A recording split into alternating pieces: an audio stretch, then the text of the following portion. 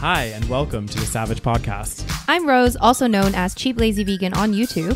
And I'm Daniel, one of your favorite guest stars on Cheap Lazy Vegan's YouTube channel. We're two friends who love to talk about the latest trending topics. So get comfortable and join us while we give our SaVeg take on just about everything. You are currently listening to the previous episode of this podcast, but if you would like to listen to this week's episode and get some exclusive content, go over to patreon.com/thesavagepodcast. Hello, everybody. Hey guys, welcome back to another episode of the SaVeg podcast. And guess where we are now? Where are we?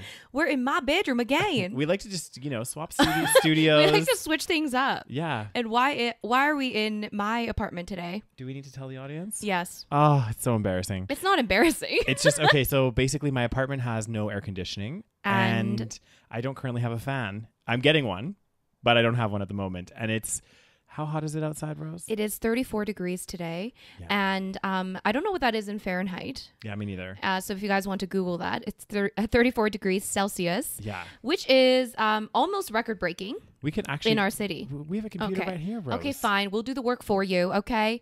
So 34 degrees, which, guys, I know in some countries, you're like, girl, that is like every day. But in Canada, that is very hot. And so Daniel's doing a little calculation. So in Fahrenheit is 34 degrees is 93.2 degrees Fahrenheit, apparently. That doesn't sound that high. No, it doesn't. Which I know. Are we being... maybe we're being dramatic. No, but the thing is like, we're not really near. Okay, we have a river that goes through our city, but like we're not near that many like bodies of water or like by the ocean or, so 34 degrees in Calgary is hella hot. It is very hot. And it's going to be like 36, 37 in a few days, which is apparently record breaking. Yeah. So it is very hot. But yeah, so I have AC in my apartment. Daniel does not. So we decided we're going to not be stewing in a 34 degree apartment. And I feel like I'm even sweating in your apartment as well. It's because you haven't had a chance to cool down. Okay, that's probably See, I came home. Well, we had a nice day at the lake. Yeah, it was really good. My parents live in a community where there's a nice, lovely lake in the community. So we went there. So that was nice. Yeah. But yeah, the cooling down effect did not last very long. No, it didn't. We would like dip into the water and it would be super cold. And then we could just get used to it. And it would be like cooling on your body. The second you were out, you're like dry in 2 seconds. Mm-hmm. And then, nobody likes to be dry. And that's... Oh, God damn, Daniel, this be a PG podcast. Okay. Sorry, guys. I apologize for that. Inappropriateness. But can I just say that I feel like we look better in my apartment? Do you think so? I don't know. What do you guys think? I think part of it's like the angle. It's the angle for sure. Because the angle, like the one that we have in your place, sometimes it's not flattering. No, it's really not. Yeah. We should like maybe when we're filming next time is like somehow put it a bit higher. That's the highest it goes. That's a janky ass tripod that we got. That's like my tripod that I like don't use. Do we need to invest in another tripod? No, Daniel. Okay, we're gonna save some monies. Okay, we are not in a position to be investing in more things. We already invested in these mic stands. Mm-hmm. Anyway, guys, we're gonna get the show started with our Patreon shout outs. Once again, guys, our Patreon is booming right now. It is booming. Thank you, Freely. Yeah. So if you haven't seen... Why is it booming, Daniel? Let's talk about it. Well, if you haven't seen already, Rose, a.k.a. Cheap Lazy Vegan, and myself, we reacted to Freely's video on Cheap Lazy Vegan. And... well, basically, that was our Patreon exclusive for the month of June. Yes. So if you guys don't know, our Patreon, we do a bonus episode every single month just for the patrons. Mm-hmm. And a lot of y'all wanted me to react to the Freely video. Yes. So I thought, hey... Let's make lemonade out of lemons. It was a unanimous. We also vote for topics on our Patreon exclusives from month to month sometimes, and we put that as a vote, and it was unanimous. So yeah, if you want to listen or watch us reacting or me reacting to that video and having a good laugh, then check us out on Patreon. It is patreon.com/thesavagepodcast, mm-hmm. and we also now do little shout outs. Starting with... Oh, God. We are going to start the shout outs, guys. And I am going to give thanks to Cheyenne. And I'm going to give thanks to Luke Fire the Sloth. Mm-hmm. I apologize if I said that wrong.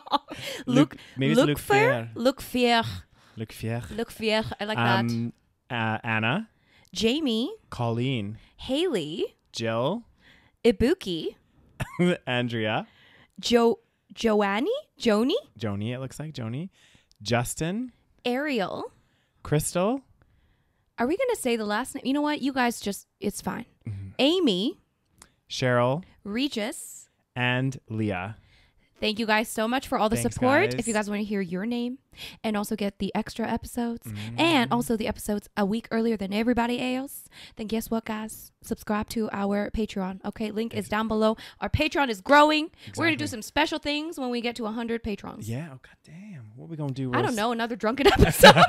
Another drunken episode No, I for you think guys. 100 patrons, we're going to do like a bonus episode. So it'll be like an extra bonus. Yeah. No, that makes sense. And it might be a good one. I mean, we'll take a poll. Yeah. We'll see what we'll y'all do a want. vote. See what everyone wants us to do. And yeah. Anyway, that We'll go was from there. that video was fun. Yeah, it was good. And guys, there's also like a ton of other videos on there, like exclusive. Not just that one. Like so many good ones. We do, like we said, every month, and we've been doing this podcast for goddamn almost 2 years. No. Year and a half. Oh my god, you're very bad at time like awareness.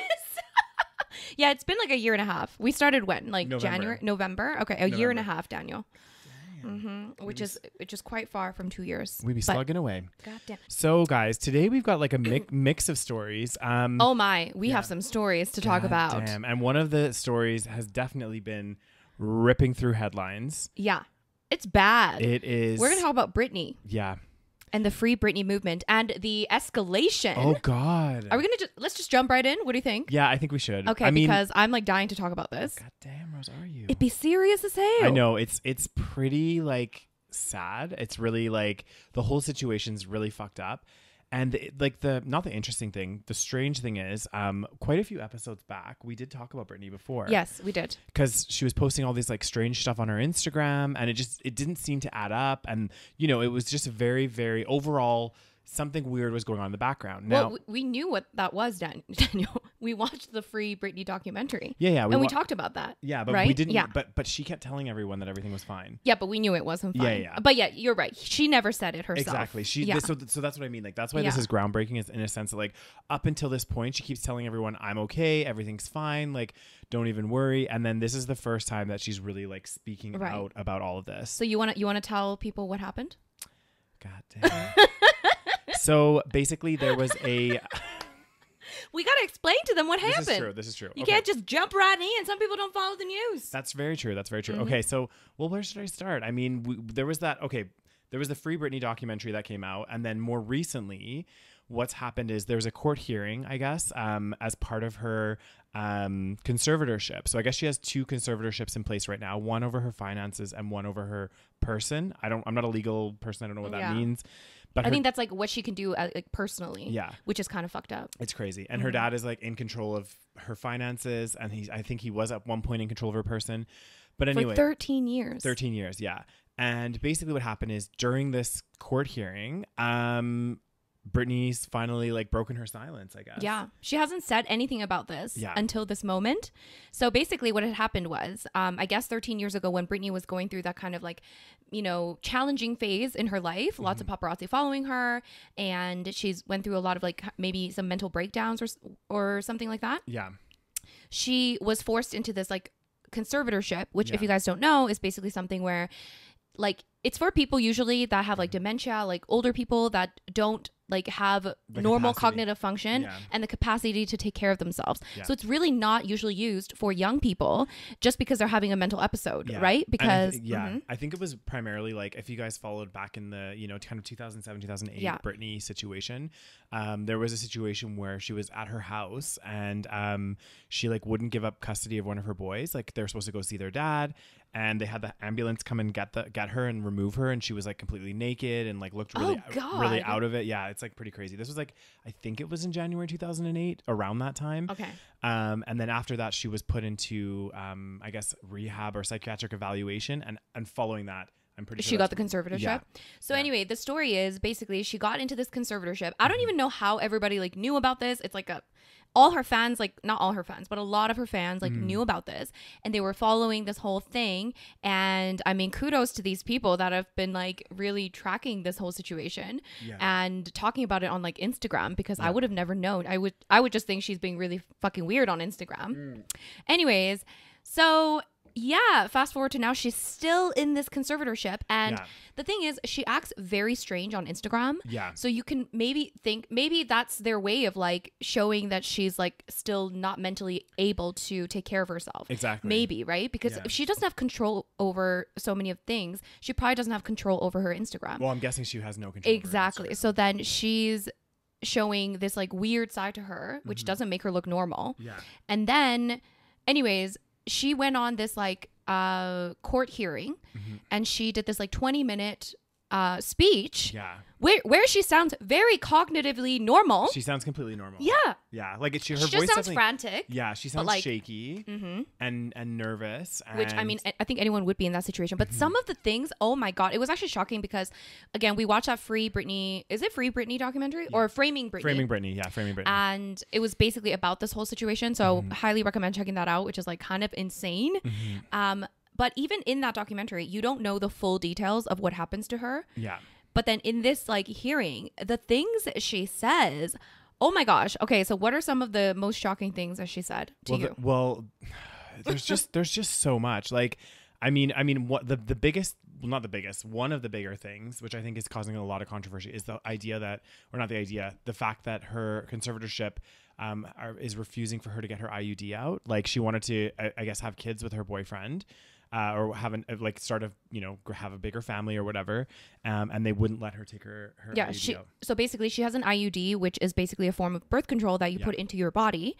And I mean, who knows, like she may have put it in herself. I mean, who knows, like she may have wanted it at some point at the time, but then now she wants it out. But in order to get a doctor's appointment to take it out, she has to go through her dad, which is fucking crazy, or her dad, or whoever's in charge of the conservatorship. And this woman is like 40 years old. Like, how old is she? She's almost 40, I think. Yeah, she has to be above 40. I think she's 40 plus. Yeah, which is crazy. It's crazy. Yeah, that's crazy. And she actually makes a really good argument while she's like talking about all this stuff. Like, she's like saying about how like she is on tour, she's able to run a tour, she's like, doing all of this stuff, like feeding all of these people, and they're all working for her. Choreography for the tour. Exactly, doing choreography for the tour, and yet she still has no control over her life, and like has no control over like anything. And I think part of the reason why I remember, like, and it said in her statement somewhere, so this is like all of her, like, this is a transcript. This is a transcript of what she actually said. Like, it's crazy. She's like, one of the comments, she said she was on tour in 2018, which she was forced to do. Her management said, if I don't do this tour, I will have to find an attorney. So she was basically, and by contract, my own management could sue me if I didn't follow through with the tour. Yeah. So she had to like do a tour without wanting to do a tour. Exactly. So then she compared it to like human trafficking, which I mean, fair enough. Sounds like kind of like slavery to me. Yeah. Like, it's just crazy. The more and more like she was talking about it, it's just like. And another crazy thing was, I'm trying to get to that. Let's get to that place with the. Oh yeah, here I like this part as well. Well, not I don't like it, but she's like, it's funny to hear the manager's side of the story. They all say I wasn't participating in rehearsals and I never agreed to take my medication, which my medication is only taken in the mornings, never at rehearsal. They don't even see me, so why are they claiming that? Like, it's like her managers are like trying to like make it seem like she was being cooperative. And then she mentioned, like, during the choreography, she said no to one of the moves in the rehearsal, and everyone was like kicking off about it. And she's like, I'm not a slave. Like, I'm entitled to like say no to one of these like fucking dance moves. You know what I mean? Like, and that's what she says here. Like, I'm not anyone's slave. Like, and then she was, it's crazy. And then another part that was shocking. I think a lot of people were shocked, was that she was put on lithium. Yeah. Which is like I don't know much about lithium, but I do know it's a very strong drug. And I think that was almost how do I say? It was almost like a punishment. Yeah. Wasn't it? Because she didn't want to do something, or she said she didn't want to do a tour. Here we go. It says this. There was a week period where they were nice to me, blah, blah, blah. I remember telling my assistant. Yeah. Okay, so here's the part. Yeah. She said they were nice to me. for a week. They said if I don't do the show, if I don't want to do the show, I don't have to because I was getting really nervous. And then she was basically like really relieved because I guess she really didn't want to do the show. Yeah. And then she said that 3 days later, after she said she's not going to do the show, her therapist, who by the way she did not choose, her team chose, her therapist sat her down, and then he basically put her on lithium out of nowhere. Took her off her meds that she's been on for 5 years, and then put her on lithium. Yeah. And that could have been potentially what caused her to be, you know, how she is on like Instagram and stuff. It could be because I mean, it's crazy because the sad thing is too, it's like she's been like this poor I feel so lady. bad for her. Yeah, like she's been like even that sentence though, he took me off the normal meds I've been on for 5 years. Yeah, she's already on some like whatever meds she's already on. Who knows what the fuck they were giving her? Yeah, I don't even know if she knows. So she's on some fucking meds, and then now she's on lithium. Yeah. But then, and like, it's crazy how like you can just see the way when she's explaining these situations, how all of these individuals that are in her life are like trying to manipulate and control her by making her scared. So like, for example, like her management team being like, if you say no to this, you're contractually obligated to do this. So if you say no, we're going to sue you. Like you have to do this.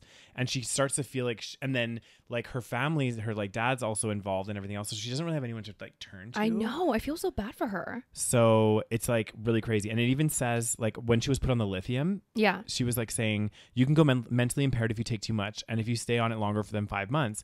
But he put me on it and I felt drunk. Oh, God. I really couldn't even take up for myself. Some of it, this is a transcript, guys. So I couldn't even have a conversation with my mom or dad about anything. I told him I was scared, and my doctor had me on six different nurses with this new medication come to my home, stay with me and monitor me on this new medication, which I never wanted to be on to begin with. There were six nurses? Yeah, there were 6 different nurses in my home, and they wouldn't let me get in my car to go anywhere for a month. Like, this is insane. I know. Not only did my family not do a goddamn thing, my dad was all for it. Anything that happened to me had to be approved by my dad. And my dad acted like he didn't know what I was told. I had to be tested over the Christmas holidays before they sent me away. When my kids went home to Louisiana. Yeah. But it is worded a bit weird. Yeah, I think it's because someone was like transcribing or whatever.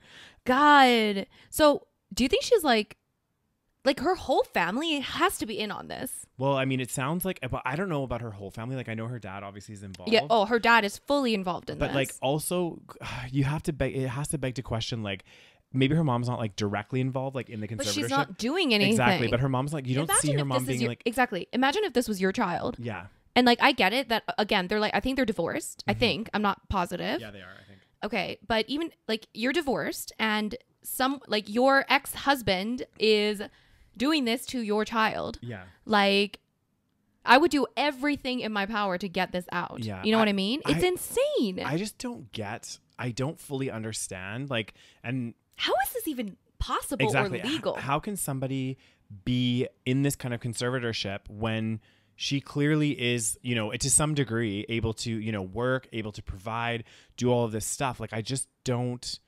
fully understand. Like, I don't get why or how that can be a thing, you know? I know. And then some people are saying that they're afraid because she said this and she went out publicly and said this, that they're like afraid for her safety. Yeah. Which, I mean, I would also be concerned. Well, but now all eyes are on them, so I don't know. Who knows? Yeah, and part of it too, part of the reason I remember her in this transcript somewhere saying why she didn't originally come forward is she was advised by her legal team not to. Of course. Yeah, and also, and her legal team is probably funded by herself, but chosen by her dad. Exactly, probably. But and also apparently, her dad's or her like conservatorship legal team is also funded by her. Everything is funded by her. Yeah. That's the crazy thing. She is paying for them to do this to her. I know. That is crazy. This is what's Imagine nuts. You are making all this money. Yeah. And then you have no control over the money. And then you are paying people to control you when you are doing all the work. And then they have full control over you. They won't let you leave. They will only give you drugs. Yeah. Like, it's crazy. It's so much worse than we thought. Hey, yeah, it's way worse because I didn't realize like to the extent like I thought it was bad, but like I didn't realize it was this bad. It's crazy. Oh my god! Like, let's read this part. This part is crazy. So let's see. Whew, this is God crazy. damn. Okay, let's see. So she got a psych test done, and then she got a phone call from her dad basically saying that she failed the test or whatnot, and saying, okay, you have to listen to your doctors. They're planning to send you to a small home in Beverly Hills to do a small rehab program, and we're going to make up. That we're going to make up for you. Oh, you're going to pay $60,000 a month for this. You, as in, she will pay. Yeah. And then she said that she cried on the phone for over an hour and he loved every minute of it. The control he had, I'm reading this transcript now. Yeah. The control he had over someone as powerful as me, he loved the control to hurt his own daughter 100,000%. He loved it. I packed my bags and went to that place. I worked 7 days a week, no days off, which in California, the only similar thing to this is called sex trafficking. Making anyone work against their will, taking all their possessions away, credit card, cash, phone, passport, and placing them in a home where they work with the people who live with them. They all lived in the house with me, the nurses, the 24-hour security. There was one chef that came there and cooked for me daily during the weekdays. They watched me change every day, naked, morning, noon, and night. My body, I had no privacy door for my room. I gave 8 vials of blood a week. Wait, what was the blood thing? I don't know why, but maybe for testing. I don't know. So what kind of work was she doing in this facility? But I don't know if it was like, when she says like work, I don't know if she's meaning like working on like Herself? music or working yeah. on, you know what I mean? Like I don't know, because obviously like if she's at this facility, she wasn't like going on tour or anything, right? Yeah, So, but then she said she was working 7 days a week. Anyway, it's crazy. yeah. If I didn't do any of my meetings and work from 8 to 6 at night, which is 10 hours a day, 7 days a week, no days off, I wouldn't be able to see my kids or my boyfriend. Yeah. I never had a say in my schedule. They always told me I had to do this. And ma'am, I'm telling you, sitting in a chair 10 hours a day, 7 days a week, it ain't fun. And especially if you can't walk out the front door. So obviously she was sitting doing something. Yeah. Who the fuck knows? Maybe she was doing like, you know, like obviously celebrities do like a lot of interviews and like, But was she though? and like, you know, radio interviews, that kind of But stuff. did she though? I don't think during this time she was. I don't know, Rose. When was this? Goddamn, don't say the date, does it? No, it doesn't. But anyway. I'm assuming she wasn't doing interviews during that time. Yeah. I don't think that they would make her do interviews when she's like that. It looks like it was about 2 years ago. knows? It's, Okay. like this part actually like really hit me, guys. Oh, like it was so sad. God. Because like it really like, and you could hear like you should honestly like listen to the transcript if you have time. It's so sad. It's on YouTube. You can just search like Britney transcript and you'll hear her read it. Although there's some weird background noises. So anyway, like text I think messages people were like going off. recording it on their phone. Yeah. And for some reason just forgot to turn off their notification Yeah. sounds. But this part's so sad. She was like, and that's why I'm telling you this again 2 years later, after I've lied and told the whole world I'm okay and I'm happy. It's a lie. I thought maybe if I said that enough, maybe I might become happy, because I've been in denial. I've been in shock. I'm traumatized. You know, fake it till you make it. But now I'm telling you the truth, okay? I'm not happy. I can't sleep. I'm so angry. It's insane. I'm depressed. I cry every day. So sad. Like, that's so sad. this is like crazy. And it's, I know. And the worst part is too, it's like, you know how like a lot of people were like, oh, you know, like obviously Britney had this like breakdown, you know, like back in 2008. And since then she's like released like, I don't know, 4 or 5 new albums. She has like gone on these tours, did a Vegas residency, all this stuff. And she was a judge on the X Factor. Yeah, judge on the X what Factor. What the fuck? Yeah, so much stuff, right? And a lot of people were like saying like Britney, if you had this breakdown and everything else, like why didn't you like take a step back and like get out of the limelight for a while? Well, it sounds like she didn't have that option. Yeah. So like this whole time, her like management team and stuff, which, you know, again, like it's just horrible. But obviously like their motive is that that's their job, right? Like they want to make money, which is so sick. Like she's surrounded by these people that are making money off of her working. So if she doesn't work, they don't get money. So they like need her to work. So sad. And like, it's just. So what's the conclusion, Daniel? No, more money, more problems. This is it. You know, like, you know, a lot of people are like, oh, you know, I want to become a celebrity. I want to do this. I want to do this. And it's like, I think we've seen time and time again that, you know, this, you know, especially it's not, like there's something. Obviously I don't want to paint everybody with the same brush. Yeah. But there is something about showbiz families. Like you just can't. Like I feel like most of them, and I'm sure there's some good ones out there. But like if you're willing to put your child through show business and make them famous, like there's something going on. Like Lindsay Lohan's family, Michael Jackson's family. Yeah. We got Britney Spears. I mean, who else is fucked up? We got some fucked up, like, what's his name? Macaulay Culkin's, like, his parents were kind of fucked up, I think. Yeah. I think they fought over his money. It's just like, well, I think it's a combo. I think it's like two things, which I agree with you. I think it's partly these families that like are really pushing their kids to have stardom. Yeah. You know, like they're like, they call them like what, stage moms or something? Yeah. Like they're like hungry for it. And like it's funny because there's some shows, I don't know if you've ever, like, there was a show on, I think it was like TLC or something called like Dance Moms or something. I never watched it, but I heard about it. Did you watch it? I watched a few episodes, and the moms were crazy. Like they were like pushing their daughter so hard, and the daughter at some points like where they were crying and they're like, I don't want to do this. Yeah. You know, but anyway. and even there was like shows about like beauty pageant moms and stuff, and I'm like, ew, this is disgusting. Like this is not good for your child. Exactly. I think it's like important, and so that's one point is about the parents. And the second point I was going to make is I think, and again, not everyone's like this, but I feel like people or individuals that rise to stardom at a very young age and don't have the time to build up the foundations of like, I guess normality or some sense of normality and build those like friendships and everything else, and they're just thrust into the spotlight. Yeah. I think it causes all kinds of problems. Yeah, for sure. You've seen like so many child stars, and Britney's a child star as well, right? Pretty much, yeah. And so many of them all have issues. Yeah. And they don't have the chance to like have normal like friendships with even kids like their own age. Exactly. The friends that she's had are the same friends that are doing the same thing as she does. So like, you know, Justin Timberlake, like they knew each other since they were young, I think. Exactly. I mean, he turned out okay, I guess. But anyway, we don't know. We don't know the backstory. Anyways, yeah. But yeah, like overall, it's like they don't have a chance to just grow up in a normal world. Yeah. And then I think they have issues with self-esteem because I don't know, like there's so many, you know, issues behind this. So it's just another big one, which is a problem for a lot of celebrities, I feel like, is like once you become like famous, I feel like you get a lot of people around you. Like obviously this Britney Spears situation is a little bit different. Like she's having her management team being like, you have to do this. Yeah. But they also get a lot of like yes people around them, right? So like if like you and me, for example, were like celebrities and we went out tonight for drinks or whatever, we would have people coming up to us like buying us drinks, doing you know what I mean, and you get so many, you start to get like this almost sense of like feeling of grandiose of your own person, right? Yes. And that's why I think if you haven't had the chance to build up that sense of self early on, and you automatically get thrust into this like grandiose kind of ideology, you get fucked up. Like it just messes you up like so bad. Right.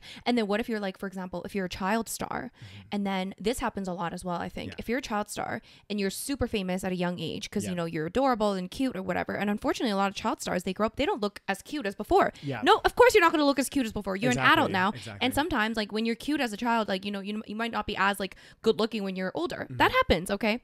But then imagine you're like super fucking famous as like a young child, and then everyone thinks you're adorable and cute and everything's great and you're getting everything handed to you on a silver platter, and then you grow up a little bit, and then all of a sudden you're not getting the jobs that you used to get, you're not getting the attention you used to get, nobody's hiring you for the adult roles, they only wanted you when you were a child. How fucked up would that make you in the brain? Well, of course, like I'm surprised like they like a lot of them survive, you know what I mean? I know, like I've heard of some suicides and stuff with like child stars going up and they just can't handle it. But that's why I think it's so funny that like, I mean, and I was there when I was a kid. I was like, oh my God, I want to be like a star. I want to be, you know, rich and famous. And the more and more I'm learning about this and the more I see of the people that are in the limelight, I'm like, I actually don't want any of that. You know what I mean? Like I'm very happy with my life and I would not want to deal with the kind of stuff that they're dealing with. So I think, I don't know. It's just kind of almost like a wake up call. And I think, you know, it's really good. And I'm glad that Britney finally spoke out. Oh my God. I'm so glad. But also like, what's going to happen? I mean, so does this judge have the power to be like, fuck this conservatorship? I heard that they don't. I heard that it was like, I heard that it's like still. How is this like happening? Like what I don't understand is like, this cannot be legal. You know, how is this legal? And the thing is, I think that team is going to do as much as they can to hold on to this, not just because of money, but because they know that if she goes free, she's going to tell everything, and she's going to like, she says that she's going to sue them. She wants to sue them. Yeah, she did say she says that her dad belongs in jail. I mean, that's like a fucking That's something obvious. to say, right? I mean, very obvious, but like Yeah. imagine saying those words. Like, Yeah. I'm sure she was close with her father at one point. How sad is that too? It's you know, really sad. like, how can you do that to your own daughter? Well, exactly. How can you put your daughter through that? Like, he's probably thinking maybe he's convinced himself that like this is for her own good. yeah, he's like, know? I'm doing it for I'm doing it for her best interest. You know? And he's like blinded by his own, I don't know, greed. Could be. I mean, Greed. you're talking about a multi-million-dollar corporation where people are making so much money off of Britney Spears. Yes, that's crazy though. It's guys, it's so bad. She's like, that's the thing. You become a product when you're in like show business like this. You become a product, and you're no longer like a human being. And I think that's how she's been treated for the last like 13 years. Yeah, which is so sad. Yeah, but I think there's still, unfortunately, from what my understanding, again, I'm like obviously not in law at all, but like to get out of this conservatorship, I think there's still a lot of stuff that needs to happen. So I don't know. I don't think it was like this particular like hearing is like boom, like now she's out of the conservatorship. I think she still has to like file the motions, and there has to be like another hearing, and my like, God, why is this so hard? Yeah. Well, and she even said in her statement, she was saying to the judge, because the judge was saying that she needs to have like an assessment. Oh, and she said she didn't want an assessment. Yeah, Britney Spears says she wants to get, basically what she wanted from the judge was that she wanted to get out of the conservatorship without an assessment. And I don't know why she did. Maybe she's done the assessments before. Yeah, she said the reason is she said that, hang on, I'm going to find where she actually said it. Oh, God damn. But basically, she like told the judge, like, the part of the reason why she didn't want to do an assessment is because she's already done so many assessments, had so many people poke and pry her, and she's like, I don't owe anyone anything. Yeah, like, this is her money. Exactly. I just want my like life back, you know? Like, I want to be able to, like, she said that she wants to be able to like go with her boyfriend somewhere and drive in a car and like, you know, and you know, not to like downplay or anything. Like, obviously she had some situations in the past that she probably still needs to go to therapy and whatever else, but I think she even mentioned she wants to like choose her own therapist. Like, she wants to do this on her own. She doesn't need to be like have every single piece of her life controlled by her dad. And my question is also, like, if conservatorships are usually for people that have dementia or like some kind of really severe issue, then how does the forcing someone to work thing come into play? Because you shouldn't be able to work theoretically if you can't even control your, you know. Well, this is that's why it doesn't make sense. This is why this whole thing is very strange, because like, you would expect this type of arrangement to be for somebody that like cannot work. Exactly. Or like cannot work, cannot manage their finances, can't deal with day-to-day life. Okay, then this actually does make sense. It's like you need somebody to control your finances and everything else, because otherwise you might make really irrational decisions. And it's like, well, with her, it's like she's able to work. You can see that a lot apparently. Yeah, and like for the last 13 years, she seems to be like going to therapy. She like was very well, like I think pretty well articulate when she was like all this, right? Like, I was like, this is the Britney that I just saw on Instagram acting super weird. Yeah. Like two different people. Exactly. It's crazy. It's just nuts. And again, I think it just like emphasizes the point is like, we don't know what's going on behind the scenes. This is scary. Yeah. And she probably, I bet you she hasn't even gone into half of it.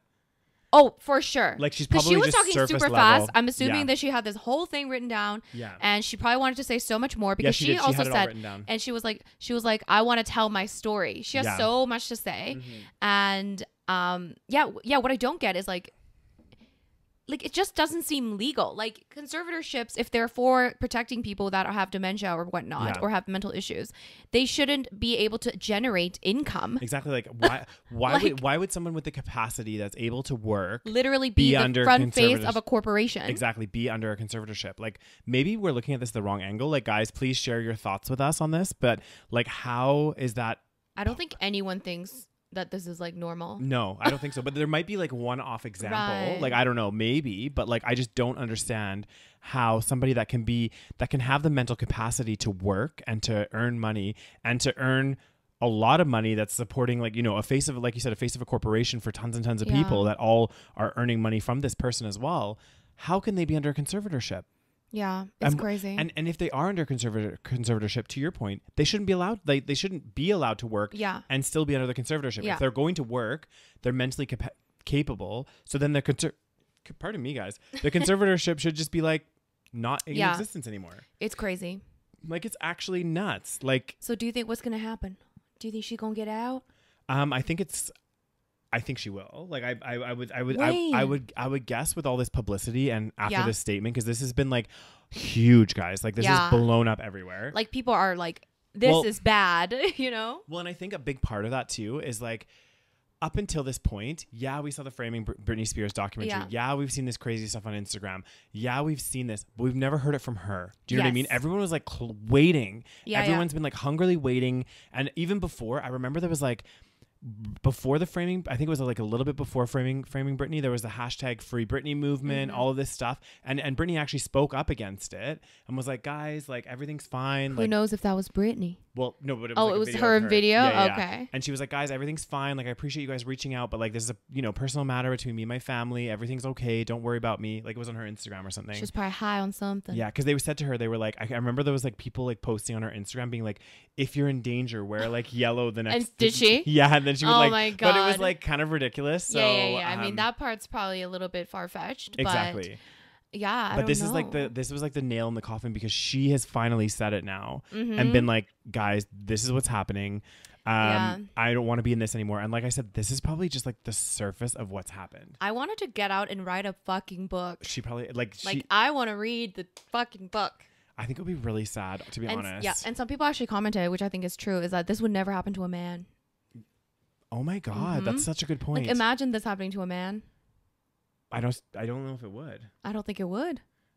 And I feel bad because I feel like she was very like innocent, and like if you look at her like old interviews, she seems like just like such a nice innocent girl that like, you know, she's like pure almost, like she's just very like, you know, very innocent and very bubbly. Sweet. Yeah. And I feel like she was probably easy to take advantage of because she was very sweet and very nice.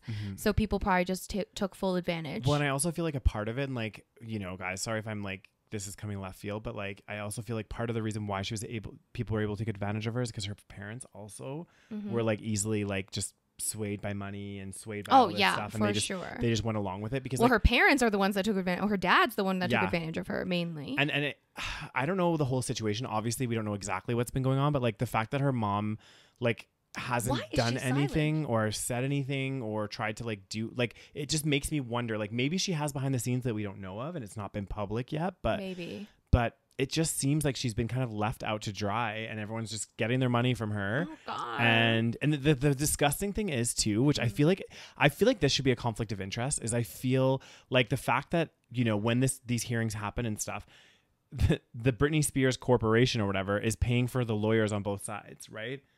Yeah, that's fucked up. Yeah. What the fuck? Like, that can't be right. That has to be, like, illegal somehow. Because, like, even the lawyers that she can't hire lawyers herself. Like, basically, if she wants to hire lawyers, she needs to go through her father in order to hire lawyers to represent her to sue him. To sue her father. And what the fuck? And then her father can hire a lawyer, and then he can...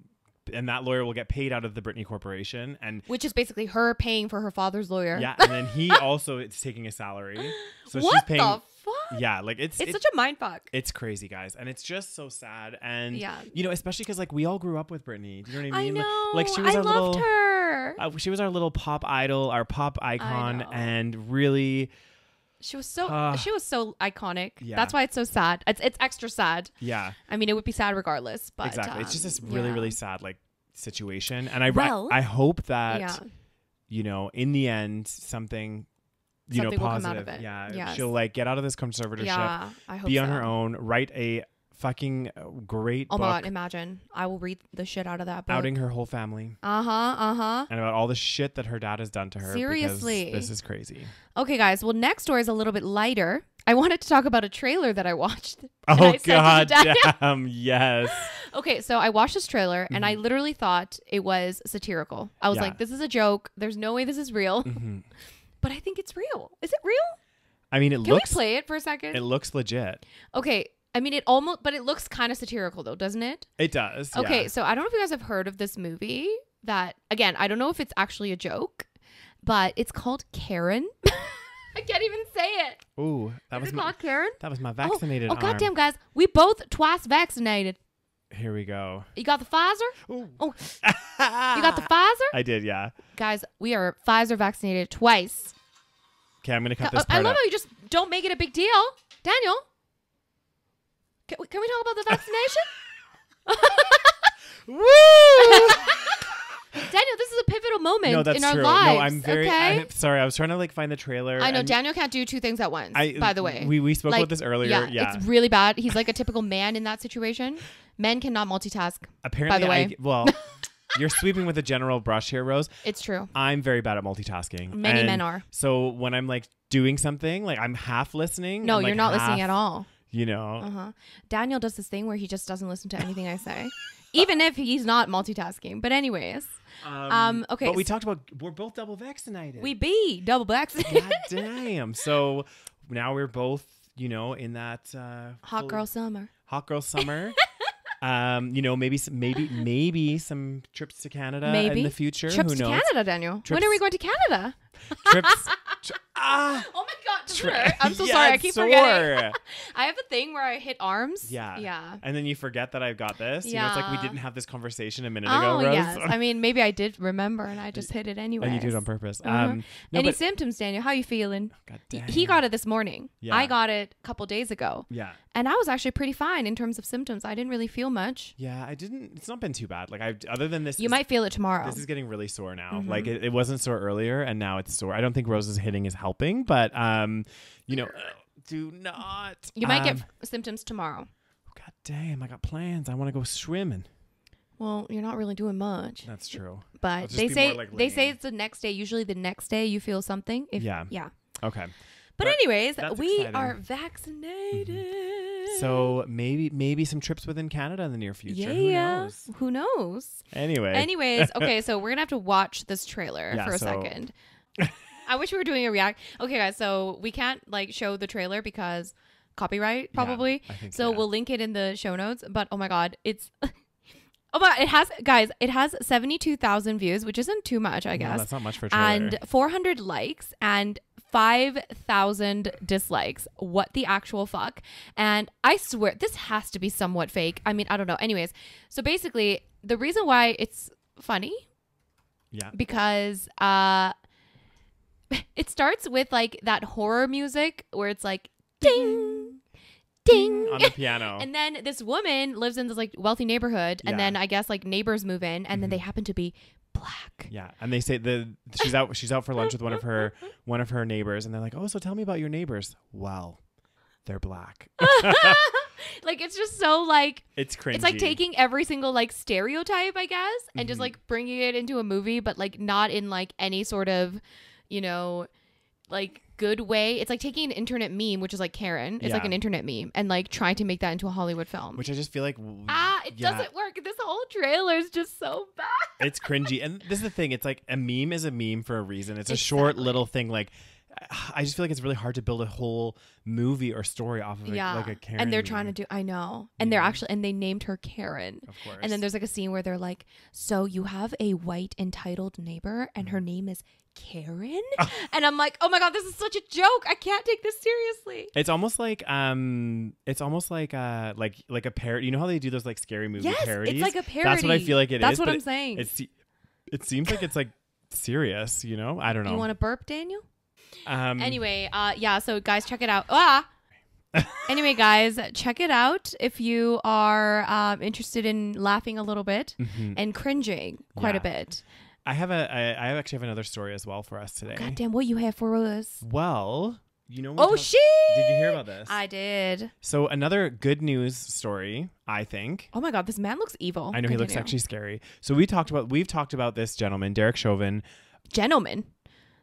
No, like I meant just like a man. This man, not gentleman. I meant just like a man. He's not a gentleman, guys. We've talked about this man, Derek Chauvin, many times on the podcast. We talked about the whole George Floyd incident, and then there was also, I think it was like around the time that they were having the trial. We also talked about it as well. So finally, the update is he's been sentenced. He has been sentenced for the murder of George Floyd for 22 and a half years. And this must be like a record for like it's huge. A police officer. So this sentence is one of the longest. A former police officer. So I think he's been police officered. I don't know what it's called. Yeah. There's a term. There's a term. You know how like in lawyers are disbarred. I can't remember what doctors are. Yeah, there's a term. There's a term. I can't remember though. Dispolice officered, guys. Dispolice officered. Yeah. So this is one of the longest a former police officer has ever received for an unlawful use of deadly force. And then the Minnesota Attorney General commented saying this is a moment of real accountability, which I think this is so powerful because like this just is like, I feel like this is a landmark case, and the way that like law is built in the States, and I think in a lot of places, is it goes on like previous laws and previous cases and previous convictions. So like now this will set the precedents for any future things that happen. They can refer back to this case, right? So that can be like to help them get a conviction. It'll be like a benchmark almost. Exactly. Maybe. So hopefully. So I think this is like a really, really positive thing. And I think also not only in the legal side of things, it also just showcasing to police officers as well when they see a landmark case like this, that actually someone is sentenced for 22 and a half years, they're going to start to probably think twice. Exactly. Think twice and say, actually, I need to take a step back and realize what I'm doing, but like, is this what's it called? Is this the proper use of force? Is this appropriate in this situation? And I think it will cause a lot of people are starting to they'll think twice. Exactly. Because before, if there's no consequences to you being literally killing somebody, then more likely you're gonna do it again. Exactly. Well, think it's okay. The thing that's crazy is like, I you know what? If they hadn't convicted, I feel like, how do I want to word this? It's just crazy. Like, imagine if I filmed somebody, not a police officer, killing somebody. I know, right? Like, there wouldn't even be a question. It would be like a conviction. Yeah. The fact that this was such a big hullabaloo is like really bad, but I'm really happy to hear that this finally was, and there's still people making excuses for this. Oh my God, I know. It's so insane. Bad. People will always make excuses. You know that Steven Crowder guy, the one that we talked about last week? Yeah. I remember he did some kind of crazy, because he's obviously like very right wing, conservative. So he I think it was during the trial of George Floyd, he did this thing where he was like standing, like he like reenacted that scene. And I don't know if it was like they were trying to prove a point. Basically, they were trying to say that Derek Chauvin is maybe like not guilty or something. Yeah. Or so, you know what I mean? Okay. It's serious. Like, how can you even argue that? I feel like even as a conservative, that you just like you watch that video and you're like, no way. Exactly. Because like literally, there was no need for that. He was already restrained. That video. Yeah. Like it was just like. And it wasn't even like a situation where it was like they were fighting or like, there was like, and not that it would excuse anything, but like it was literally not a situation where they were, like adrenaline pumping or what I mean? Exactly. Like the guy was just standing on the guy's neck. Yeah. And then like for like 9 minutes, whilst everyone was like, dude, you're killing this guy. Yeah. And exactly. Like, what the fuck? And the thing is too, I feel like with that situation, what I was like trying to say too is like, it wasn't black and white. Like you're saying, if it was like a fight and there was adrenaline, there can sometimes be like gray area. You mean it was black and white? Yeah, it was black and white. Sorry, yeah. If there was like a fight and there was like, all this things going on, commotion happening, I could see how people might say, oh, it's this person's fault or it's this person's fault. Yeah. Because it's harder to determine who's at fault there. Right. Like who was doing really like self-defense or whatever. Exactly. Yeah. Exactly. When it's so black and white, where it's like literally you see the entire thing going on and, the man was restrained and all of this stuff, like it's just, there's no arguing. So the fact that like Steven Crowder even tried to like argue that, it's like, I know, I don't know what exactly he was arguing, to be fair, but I know that he wasn't doing it to prove that George Floyd was murdered. Exactly. I know that. And some people were like, oh, George Floyd was a drug addict and George Floyd was this, and I was like, I'm like, okay, so how is that justification? I know, it's so crazy. Like, it's so crazy. Like, I just can't even imagine saying those things. I know. And he was a drug dealer in like 1999 or some shit. And he went to jail for it and got out. Like, fuck off. Exactly. Okay? Like, go fuck yourself. Anyways. It's just so bad. I wonder what Candace Owens had to say about that. Well, Candace Owens, she'll be, oh God, our favorite. I feel like we should just do an episode on Candace Owens. Oh God, and just do a deep dive. Do a deep dive on the fact that she used to be anti-Trump, left-wing somehow. And then all of a sudden she just flipped like a switch. She flipped a switch and has become crazier than ever. And honestly, like, oh God, like her videos are so cringy. I can't watch her. Like, I feel like it's like you listen to her videos and she'll like spit out these things and you're like, okay, there's so many flawed arguments in there. Like but just people follow her, Daniel. I know, and she has a huge I following. know, and that makes me want to jump off a building. Oh, it's like sad. Anyways, so that's good depressing. news. I do think, yeah, he definitely needs to, pay the price. Of course. Like, yeah. That's a sociopath if I ever saw one. I know. And the fact that you I forgot, like you mentioned, there was people telling him like, you're killing the guy. That's the thing. It's like get off him. Yeah. You're killing him. Exactly. And he still did it. Like, what? You could have stood on his goddamn back, but you stood on his goddamn neck. Exactly. Like, well, he kneeled on it or whatever. Anyway, don't want to relive through that experience. No, I don't. That was like a very emotional, horrible situation. Anyways, something happened and it worked. Yeah. I think the whole movement afterwards, the whole protest, all of that actually had an impact, which is very good to hear. Which I think hopefully we'll see more positive changes with this, like we mentioned. Both more accountability on the police force side, and also with these kind of landmark cases that police will think twice before using this kind of unlawful deadly force, right? So I think I'm not. Yeah. What other news, Daniels? Well, goddamn. Well, Rose actually brought this one to my attention, but apparently...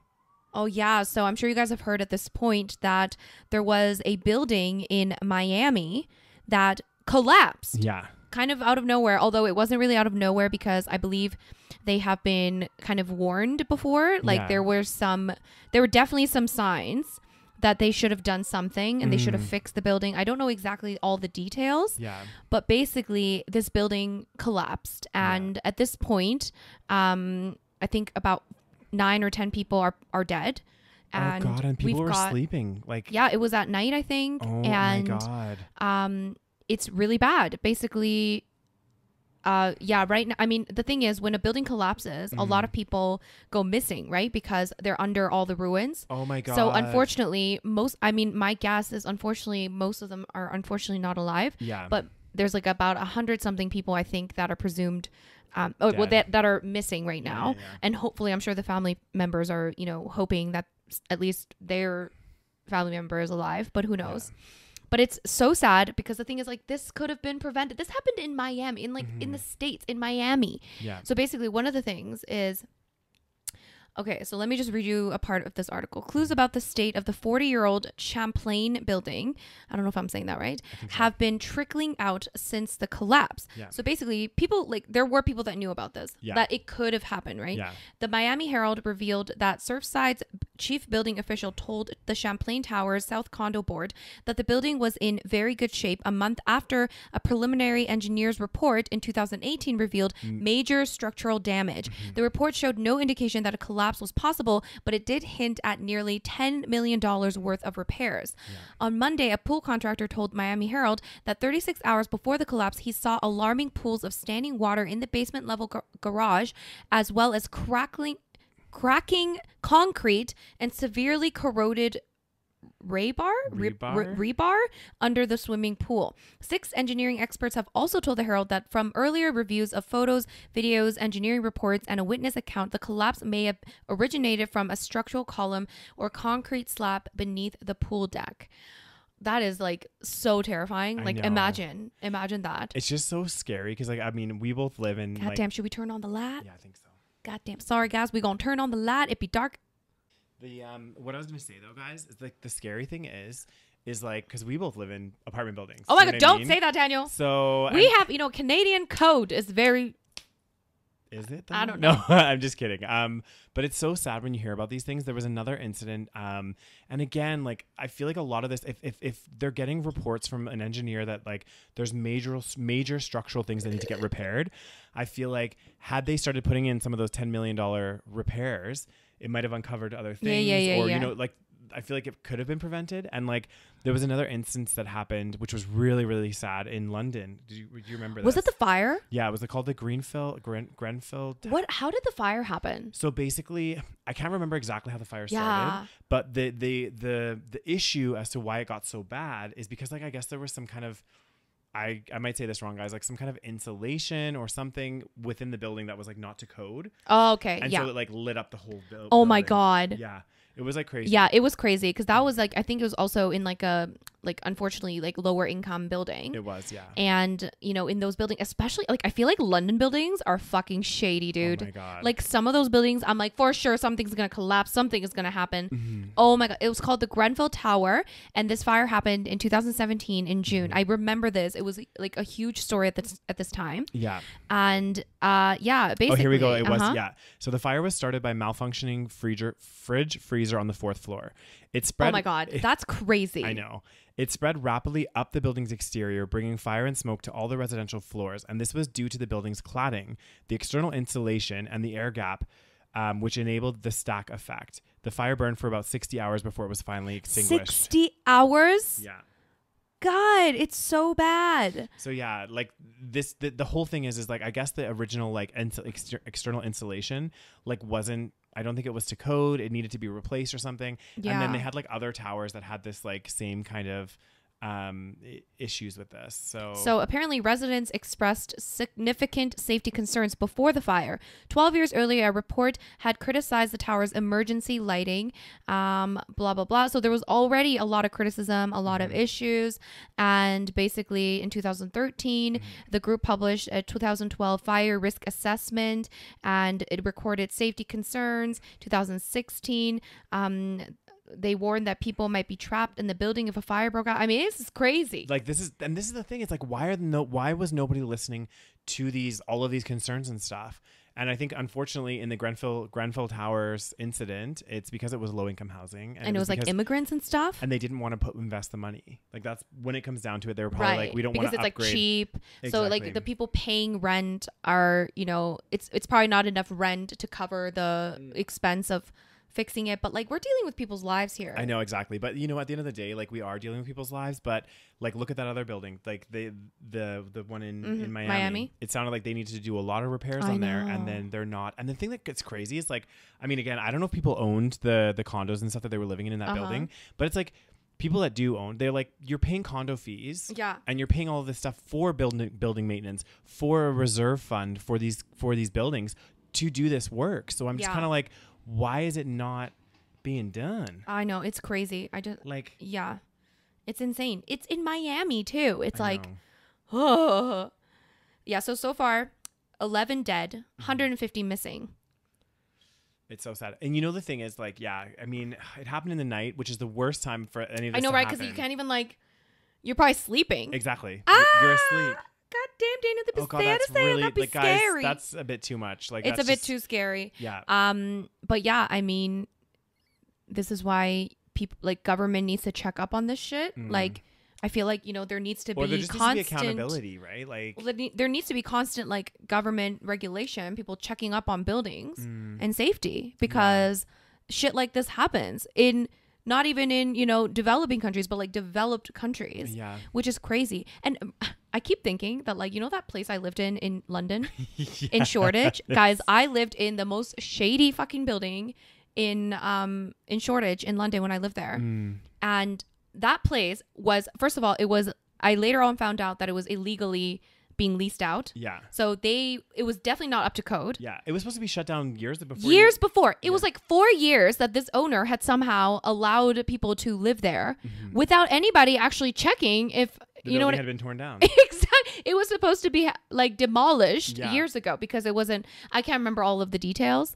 But basically, the guy just was letting people live there and charging rent. And later on, we found out that like eventually they got shut down somehow. Maybe I think they got raided and stuff. Yeah. And then they got shut down. We had to leave. And then 4 years later. Yeah. And then the guy ended up going to jail, having to pay like millions of dollars. Did I do this in our Patreon exclusive? I think so. Yeah. Okay. Yeah. I'm pretty sure we did this. We talked about this in one of our early Patreon exclusives, I think. But like, yeah, it was crazy. And then I was thinking, I'm like, fuck, I could have fucking died in there. Oh my God, I know. Like, who the fuck knows, man? Well, that building clearly wasn't up to any code because...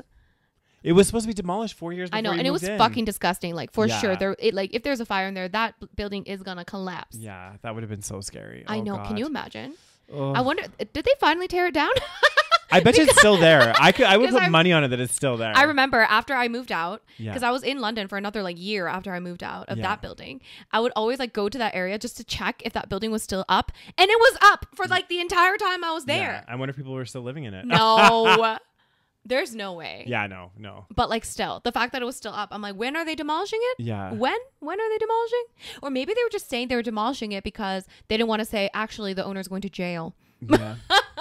Who knows? No, but was like so bad. It's just crazy. Like it's just Oh God. But yeah, seriously. And imagine how many of those housing places in London. There's so many shady like housing, buildings, like so many like kind of run down looking fucking houses. Like the London you see, if you guys have never been to London, like the London you see on like movies and TV shows, it's like always like the nice area of London, okay? But then there's some fucking shady ass areas, okay? And really is, run guys. down, buildings, unfortunately. And I'm just thinking, goddamn, those buildings are shady as hell. Yeah, so you're just glad you escaped out of there alive. Seriously. Seriously, it could have been bad, dude. It could have been bad. And the thing with London too is like even those really shady buildings are so expensive to live in. That's the thing. I paid for that location, it was cheap, quote unquote, cheap-ish, but it wasn't even like it was a nice place, and I paid, what did I pay at the time, £700 a month per person. So me and my friend lived there, and it was a 2-bedroom. We're like, oh my God, we get to have our own place, because like in London that's like usually you live with like 10 other people. Anyways, so it was £1,400 a month. £1,400 a month at the time, and we had just two bedrooms, a kitchen, and a bathroom. And the kitchen was, oh my God, it was the most disgusting thing. The kitchen was like it was so bad. I can't. I'm visualizing it. 'Cause I only know went once, it was but so like a tiny. Box. It was like a box. Yeah, I know. Like you could it's crazy. There was like a fridge, stove. Can you imagine though, if I stayed in that building, I probably wouldn't have started YouTube. Isn't that crazy? These little nuts. Because that kitchen was so bad. There's no way I could have made any food videos. Yeah. So then once I moved after that, went to Leighton. Yeah. And we got into like a big house with a really big kitchen. Oh, that kitchen was amazing. That kitchen was nice. That's when I started YouTube. Yeah. So goddamn, everything happens. I think that honestly, that Malays Road. I mean, I think Malays Road was one of the nicest places I lived in. Oh, you want to out the address of where we lived? I just said Malays Road. Well, that's where we lived. Yeah, but there's like a bazillion houses on that road. Not that many. I mean, we don't live there anymore. That's true. It's not like people can come up to our house and be Malays Road. Is it Malayas or Malays? Malayas. Oh, the memories of that road. God damn, and that long ass walk. Oh my God, we would always get drunk, and so there was a moment. If you guys don't know, me and Daniel actually lived in London. There was an overlap. Yeah. Before I left and he moved, so we actually lived together for 6 months, and it was glorious. We lived in we lived in that house. Yeah. And then we would like take the train together to work, come home, and then we would get drunk on the weekends. And then there was like a falafel shop. Oh God, that on falafel the shop. Main road of Leighton, and it was so good. It was like the amazing. best falafel wrap I've ever had. I know. It was just like, I don't know what it was about that falafel shop. I need to go back to that falafel shop. Like if I go to London again, I'm going back to that falafel shop. You're gonna go all the way to Leighton to go. I will go to Leighton to get the falafel shop, and maybe go look at the 113 Malays Road. You've just outed our address, Rose. God damn. Well, if you guys want to go and see where we lived. Where we used to live. Yeah, back in the day. 113. That was, guys, that was 5 years ago. Can you believe it? That's insane. 5 years ago. God damn, where does the time go, I don't Rose? know where it goes. Oh God. Anyways, so yeah, that's really fucking sad. This goddamn. Do we have a happier story to end? Or is that it? That's it. Well, I guess we talked about our London stories. Yeah. That makes me happy a little bit. And also the not landmark, but like the good Derek Chauvin, got arrested. Hopefully, guys, let's see what new positive stories that brings. Because I'm really I'm hopeful and optimistic. We're going to hear some more good stories around, police getting arrested for using brutal force that they should. God, that shouldn't even be a good story. It should just be like, okay. Normality. Yeah. But anyway. So anyway, hope you guys enjoyed the episode.